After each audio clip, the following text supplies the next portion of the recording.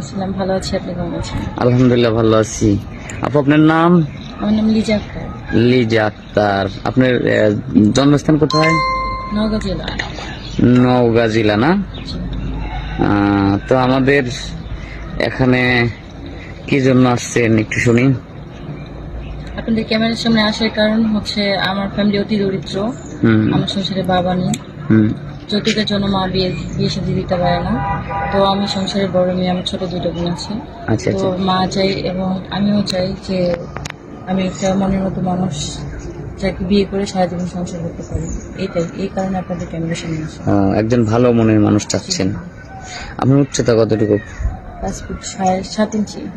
বেশি হবে মনে হয়, 9 আনুমানিক বলছেন না? হ্যাঁ, আমি বলেছি। 5 ফুট 9 হবে। কারণ কি জন্য বললাম এই কথাটা, কারণ আমি আপনার পাশে যখন দাঁড়াইছি আমি অর্ধেক, তা আমি 5 ফুট 2 ইঞ্চি, তা আমার সে অনেক লম্বা, তো সেক্ষেত্রে বললাম মানে 5 ফুট 9 আছে, বুঝছেন? তো যাই হোক, আপনি দেখতে খুবই সুন্দর, পরীর মতো। হ্যাঁ, তারপরেও কেন আপনার বিয়ে হয় না এটা নিয়ে আমি খুবই চিন্তিত, বা আমাদের যারা দর্শক আছে আমাদের চ্যানেলের, যারা জীবনের গল্প শুনে, তারাও তো আমার মনে হয় কনফিউশনে পড়ে গেছেন, একটু তাদের উদ্দেশ্যে বলেন।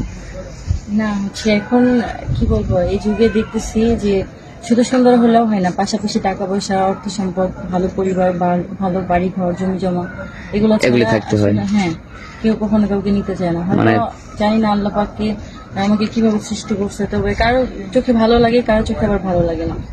তো মূল কথা হচ্ছে যৌতুক, আর হচ্ছে আমাদের মেয়েদের দিক থেকে বলি, যৌতুকের কারণে উত্তরবঙ্গে মেয়েদের সবসময় এরকম সমস্যা হয়, যারা গরিব তাদের বিয়ে শাদী হতে বা সংসার কষ্ট হয়। মানে আপনাদের ওখানে যৌতুক প্রথা খুবই প্রচলন না? তারপরে হচ্ছে আমার বাবা নেই, এই জন্য হলো বেশি সমস্যা। যদি থাকতে হয়তো কোনো না কোনো ভাবে কারো না কারোর সঙ্গে 10 জায়গায় দেখে এক জায়গায় বিয়ে শাদী এমনি আসে, কিন্তু যৌতুকের কারণে পিছিয়ে যায়। হ্যাঁ, ছেলেরা কি মোটরসাইকেল চায় না আরো লাখ লাখ টাকা চায়?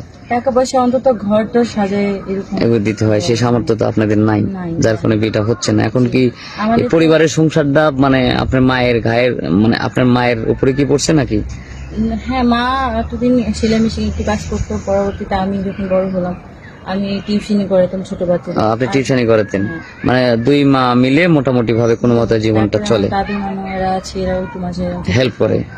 যেহেতু আমরা 3 বোনই, আমাদের কিন্তু এখন তো বয়স হয়ে গেছে, বিয়ের দরকার, বিভিন্ন মানুষ বিভিন্ন কথা বলে, যার কারণে এই জন্য আমাদের এখানে আসছেন যে একজন ভালো মনের মানুষের সন্ধানে। হ্যাঁ, আসছিলাম গার্মেন্টসে চাকরি করবো, এরকম যে সংসার চালাতে খুব কষ্ট হয়। গার্মেন্টস চাকরি হলো না, এলাকার মানুষ খারাপ বলে, যার কারণে আসছিলাম। যাই হোক, আমরা তো আসলে বিয়ে শাদী দিই না, আমরা হয়তো আপনার বিজ্ঞাপনটা ছাড়ছি, ছাড়ার পর যদি কেউ নক করে হয়তো তখন হয়তো আমরা হয়তো আপনার বিষয়টা বলবো, কিন্তু তার আগে আমরা জানতে হবে যে আপনার ফোন নাম্বার থাকলে একটু ভালো হতো, আছে নাকি? না, আমার কোনো নিজস্ব ফোন নেই। এই যুগে ফোন নাই, কেউ বিশ্বাস করে না, তারপর তো কিছু করার নেই, যেহেতু আপনার নাই, তাই না? তো আমরা চেষ্টা করব হচ্ছে আপনার বিষয়ে কথা বলার জন্য, কেউ নক করে তাহলে অবশ্যই আপনাকে জানাবো, হ্যাঁ, বা যোগাযোগ করে দেওয়ার চেষ্টা করবো।